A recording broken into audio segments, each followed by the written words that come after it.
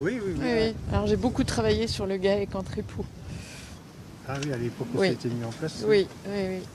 Ben, Ça a été une belle avancée. ils avaient une autre profession avant. Oui, moi j'étais infirmière et puis quand Nicolas Sarkozy avait fait les réformes par rapport à la retraite, à ce moment-là ses parents, pareil, ils avaient travaillé le plus longtemps possible pour l'aider. Et ça tombait, on va dire, bien pour que je vienne prendre la relève des parents un petit peu pour être à ses côtés. Voilà.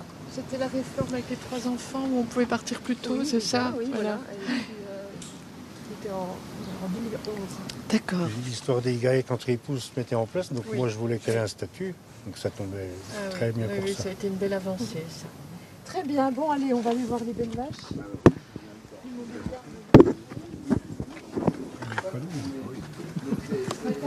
L'exploitation historique rapide de mon papa s'est installé en 1983 avec 950 000 litres de référence laitière avec ses parents.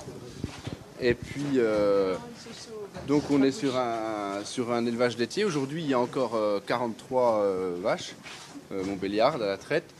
Et on est sur un système de stabulation libre avec avec des logettes et puis des cornadis. Et une salle de traite classique 2x4. Donc c'est des choses qu'on voit de moins en moins parce que c'est des petites installations aujourd'hui en les standards, mais qui sont encore productives.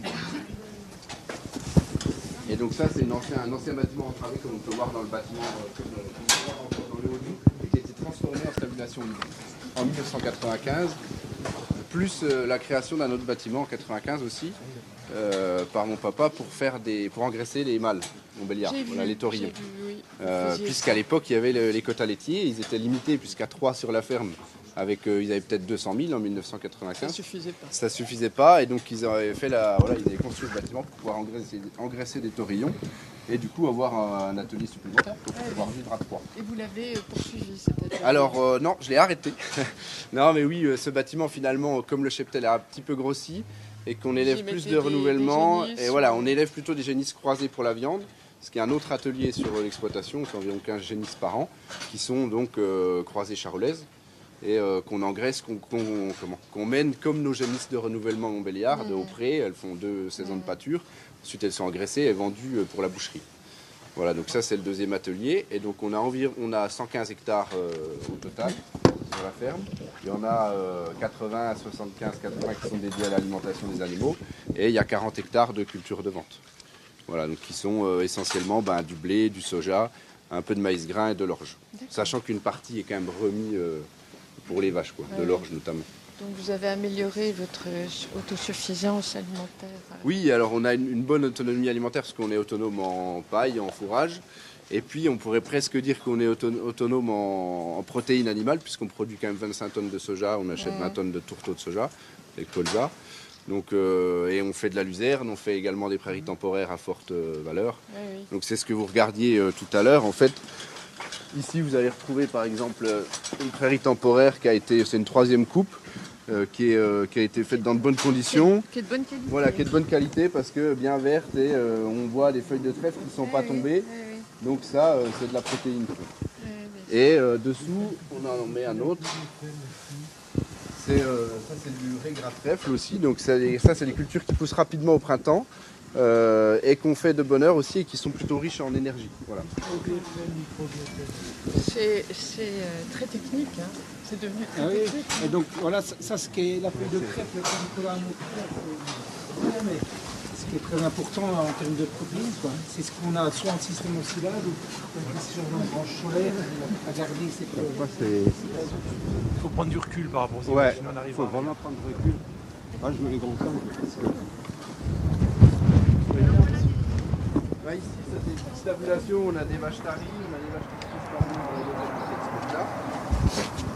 Et donc en 2009, mon papa avait fait la mise aux normes et donc avait fait le système d'une fumière recouverte avec une fosse à lisier enterrée et un filtre à roseau qui est derrière. Et donc en 2012, maman s'est installée en direct avec ça. Donc ça c'est le bâtiment qui avait été construit en 1995. Voilà. Donc là, il y a des à viande qui sont à l'engraissement. Donc pour l'instant elles ne sont encore pas finies, mais normalement à la fin de l'hiver elles ne seront pas loin. Et puis ici on a toute la jeunesse, donc elles sont un peu... C'est la croisée? Voilà, ça c'est une croisée charolaise, c'est une femelle. Donc la mère est montbéliarde et le père est charolais. Bon, on les mélange parce qu'on les fait. Comment? On les allote plutôt en fonction de la taille et pas des couleurs. Oui. C'est pas un lot d'ensemble. Voilà, voilà. Tu utilises la sélection active de pharmacologie génétique ou pas? Non, pas du tout. Non, c'est vrai que sur la génétique, c'est un peu où je pourrais m'améliorer encore.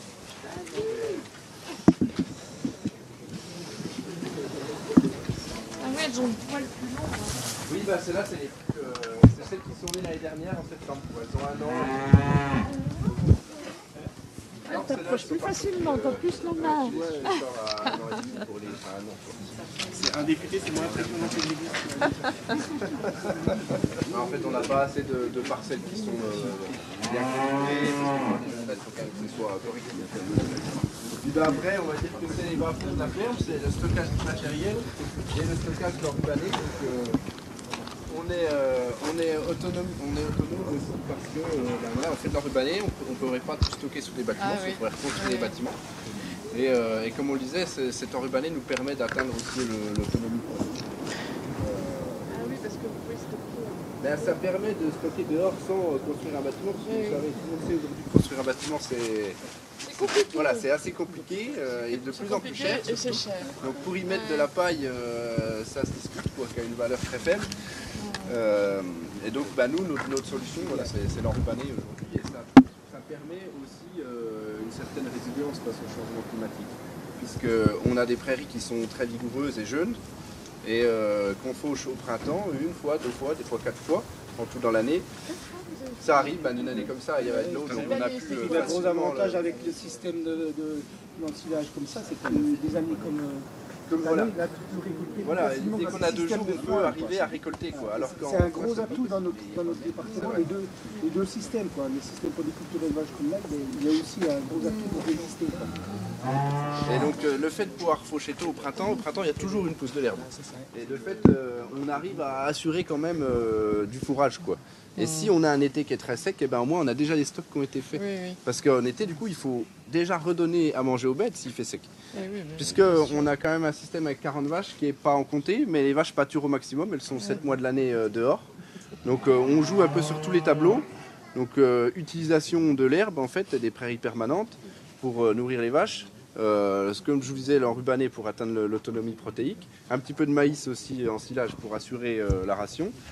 Et donc tout ça nous permet d'avoir un système qui est quand même plutôt cohérent aujourd'hui, qui est dans l'air du temps, je pense, puisque les prairies permanentes aussi permettent de faire une rotation des cultures sur les céréales, ce qui fait qu'on arrive à faire 4 années de culture de céréales, puis après mettre 3 ans en prairie temporaire, et ce qui coupe le cycle des mauvaises herbes et qui permet d'utiliser moins d'intrants derrière. Voilà. Et aujourd'hui, ces systèmes de polyculture élevage, ils ont tout leur sens parce qu'avec les animaux, on arrive à apporter de l'azote pour les céréales et pour les cultures.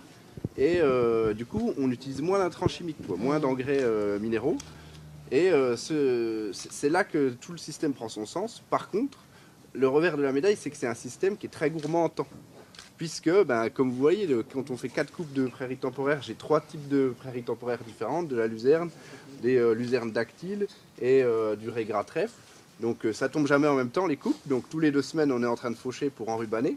En gros, quand il pleut, après quand il fait sec, il n'y a plus rien de très vite réglé. Et donc pour avoir une diversité d'assolements et une diversité des cultures avec une bonne rotation, donc on a quand même du soja, du maïs, de l'orge, du blé sur l'exploitation. Donc 4 cultures, ce qui permet de faire une rotation sur les champs. Par contre, 4 cultures, c'est aussi 4 cultures différentes, avec des dates de semis différentes, avec des traitements qui peuvent être faits à d'autres moments, des récoltes à d'autres moments, etc. Et en plus de ça, on a quand même 120 têtes, on fait pâturer les bêtes. Donc vous travaillez beaucoup. Voilà, donc du coup on a énormément de travail, une charge de travail qui est trop importante, je pense, pour 2 personnes. Puisqu'aujourd'hui, sur l'exploitation, je suis en société unipersonnelle. Ma maman est salariée à 35 heures. Donc là, on arrive en gros, moi je fais entre guillemets au minimum 70 heures par semaine. Ma maman en fait un peu. Et puis globalement, on a calculé, on a 130 heures de travail par semaine. Donc dans ces 130 heures, moi j'en fais 70, ma maman en fait 35. Il en reste 30 qui sont faites par... soit c'est moi qui en fais encore plus des heures bénévoles, mais je dors quand même, je vous rassure. Ou soit il y en a un qui travaille sans rémunération. Et c'est là que je voulais vous amener, c'est à la rémunération du travail.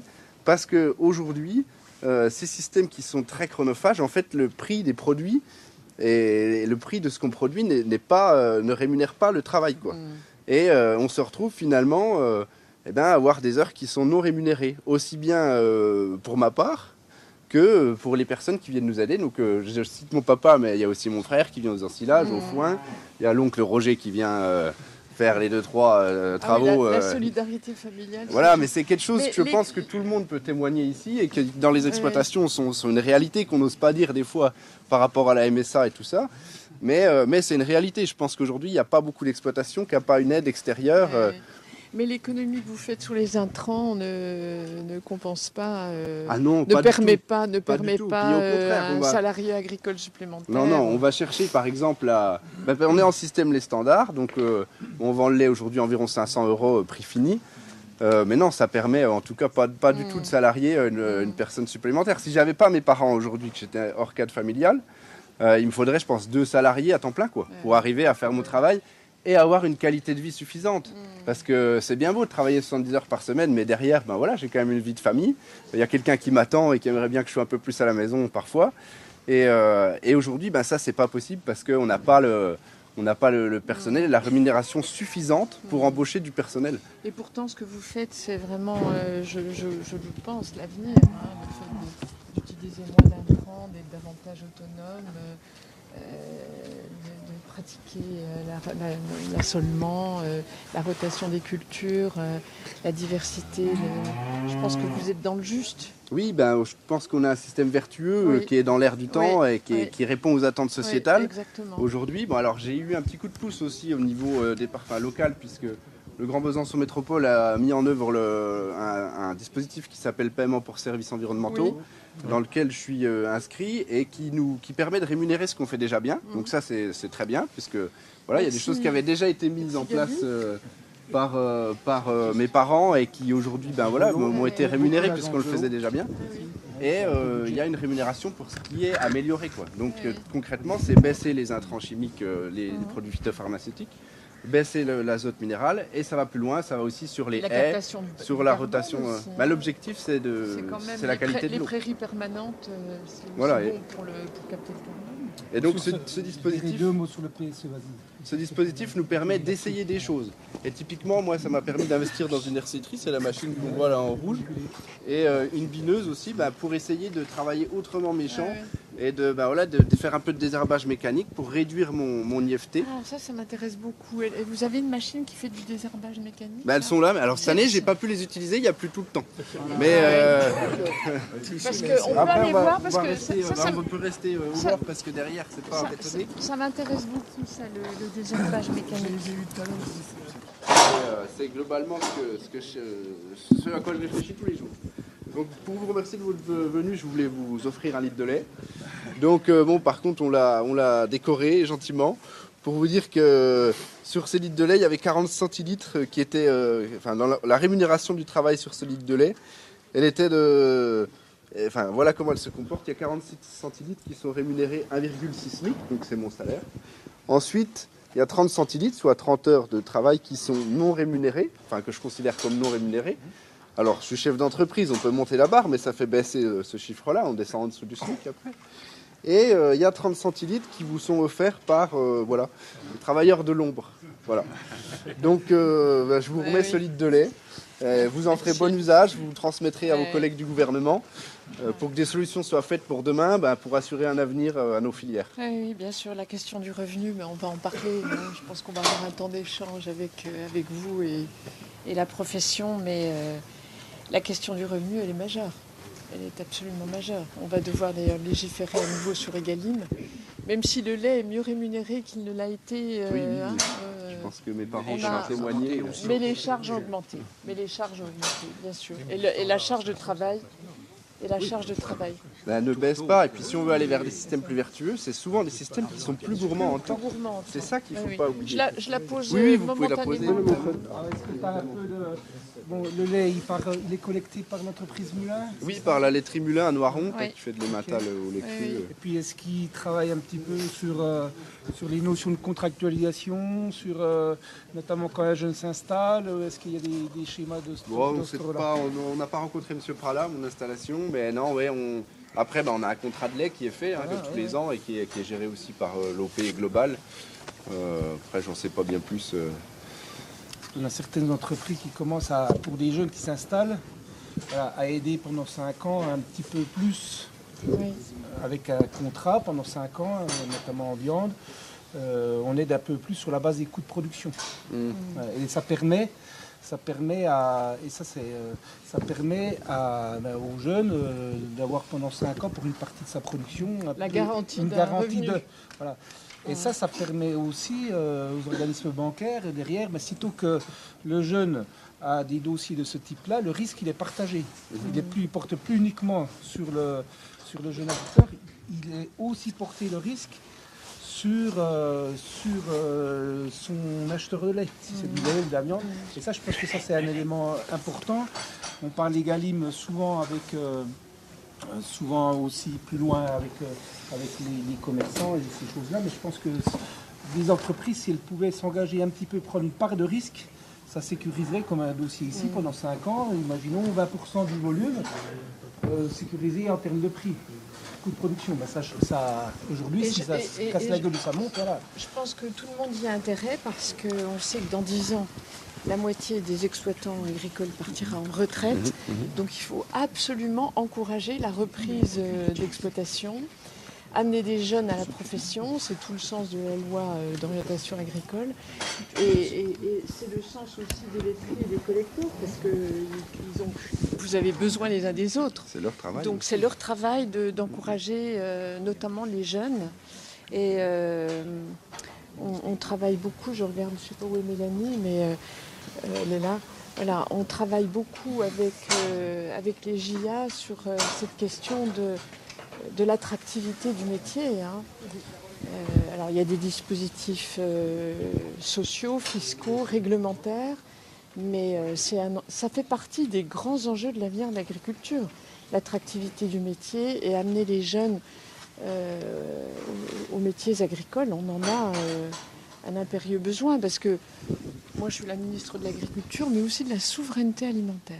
La souveraineté alimentaire, c'est la capacité qu'un pays a de nourrir sa population. Et donc les agriculteurs, dans l'échelle, dans la hiérarchie de l'importance, ils sont déterminants. Et donc il faut le renouvellement des générations, il faut encourager des jeunes comme vous. Vous êtes jeunes dans la profession, 34 ans. Donc il faut effectivement que en plus les efforts que vous faites sur le plan environnemental doivent être considérés, doivent être justement rémunérés. Ça, c'est un point de vigilance majeur pour moi, la question du renouvellement des générations. Oui, et d'ailleurs, je me permets de vous couper pour simplement dire que dans la ferme voisine à Ferrières-les-Bois, j'ai un voisin qui est installé hors cadre familial et la difficulté est encore plus grande, puisque l'installation n'est pas facilitée. Oui. Et demain, vous parlez d'attractivité du métier, il y aura forcément des hors cadres familiaux qui vont devoir venir remplacer les générations. Il y a même des NIMA maintenant, non issus du monde agricole. Donc c'est des gens qui n'ont pas du tout de lien avec le monde agricole. Parce que le cadre familial ne suffira pas à fournir le renouvellement. Et même le hors-cadre familial ne suffira pas. Il faut aller vraiment... Et il y a aussi un phénomène, c'est la féminisation de la profession. Il y a quand même des signaux d'attractivité. Alors le sens de ce déplacement, c'est dès le début de l'année, le 2 janvier, je tenais à être dans une exploitation agricole, d'élevage et de polyculture. Et donc de pouvoir faire ce que j'ai toujours fait, c'est-à-dire être sur le terrain et entendre au plus près les agriculteurs pour qu'ils expriment leurs principales attentes. Leur principale attente, c'est un besoin de stabilité, un besoin de visibilité sur l'avenir. Donc ils demandent qu'un budget soit rapidement adopté, ils demandent que les lois qui sont en cours d'étude soient rapidement examinées. Voilà leur première demande. L'objet de cette rencontre aujourd'hui dans cette exploitation du Doubs, c'est de leur dire que mon premier souci au sein du nouveau gouvernement dirigé par François Bayrou a été de protéger le budget. Le budget a été censuré, les aides agricoles ne peuvent pas être interrompues. Et donc j'ai obtenu qu'on puisse dire aux agriculteurs très clairement, ne vous inquiétez pas, toutes les aides qui étaient prévues dans le budget qui a été censuré ne seront pas interrompues jusqu'à l'adoption du prochain budget. Donc ça, c'était extrêmement important de le leur dire. Et alors justement, toutes ces mesures d'urgence, elles ont été longtemps débattues, ça a été compliqué de les obtenir. Est-ce que vous pouvez nous assurer aujourd'hui que tout sera maintenu dans ce nouveau gouvernement ? Oui, tout sera maintenu. Il y a 400 millions d'allègements de charges sociales et fiscales qui étaient dans le budget qui a été censuré, le TODE, le GNR, l'aide à l'installation, les déductions fiscales pour épargne de précaution, pour le cheptel bovin, etc. Enfin, il y a beaucoup de dispositions qui seront maintenues. Et les aides d'urgence que j'ai mises en œuvre à la suite de l'été catastrophique qu'a connu la profession agricole, crise sanitaire dans les élevages, crise de rendement dans les cultures, eh bien ces aides d'urgence que j'ai mises en place dès mon arrivée au ministère de l'Agriculture, ces aides d'urgence seront bien délivrées en temps et en heure. Alors justement, quel est le bon temps, quel est le bon timing? Quand est-ce qu'on pourra attendre ces mesures d'urgence au niveau du calendrier? Elles vont être délivrées dans le courant du mois de janvier et dans le courant de l'année, comme c'était prévu selon le calendrier qui était initialement prévu, parce qu'il y a une forte attente. Les difficultés ont été très importantes cet été et le soutien à la trésorerie, l'indemnisation des élevages, toutes les aides sociales et fiscales qui ont été promises seront bien délivrées en temps et en heure. Ça, c'est extrêmement important. C'est une question de respect de la parole qui a été donnée aux agriculteurs et c'est aussi indispensable pour l'équilibre économique de beaucoup d'exploitations. Justement, vous avez eu aujourd'hui tous les syndicats agricoles qui étaient présents. On sait que certains d'entre eux veulent justement impulser un mouvement d'ici ce dimanche, notamment la Confédération paysanne. Est-ce qu'aujourd'hui, vous avez obtenu des gages pour que justement ce mouvement, ce calme, s'apaise? Écoutez, pendant 3 mois, j'ai été beaucoup à l'écoute des organisations syndicales. Je pense que les mesures que nous avons prises ont contribué à apaiser le terrain. Le droit de manifester est un droit constitutionnel, je n'ai rien à dire en la matière, mais il faut signaler qu'aujourd'hui, dans cette première visite de l'année, toutes les formations syndicales agricoles étaient invitées et elles étaient là, elles étaient présentes. Le dialogue a été apaisé, respectueux et constructif. Et ça, je m'en réjouis parce que c'est exactement l'état d'esprit que je souhaite voir au sein de la profession agricole et surtout dans un contexte électoral qui, il faut bien le dire, tend un peu les choses. Enfin, dernière question. Aujourd'hui, on est chez un éleveur de vaches laitières qui a dit que c'était compliqué au niveau de la rémunération. Est-ce que sous votre tutelle, sous votre gouvernement, est-ce que vous pouvez assurer que les éleveurs et les agriculteurs seront mieux rémunérés en fonction de leur travail? La question du revenu des agriculteurs est majeure. Ils veulent vivre de leur travail. Alors, protéger le revenu des agriculteurs, c'est d'abord protéger la matière première agricole. C'est le sens des lois Egalim sur lesquelles nous devrons revenir dès le printemps. C'est aussi garantir l'accès à l'eau, l'accès au foncier.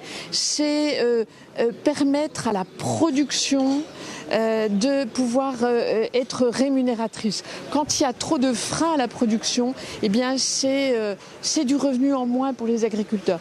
Quand les agriculteurs ne peuvent pas traiter leur production, quand les agriculteurs sont entravés par toutes sortes de normes, de réglementations, eh bien mon travail à moi, c'est d'alléger, de simplifier, de façon à ce que le revenu des agriculteurs soit amélioré.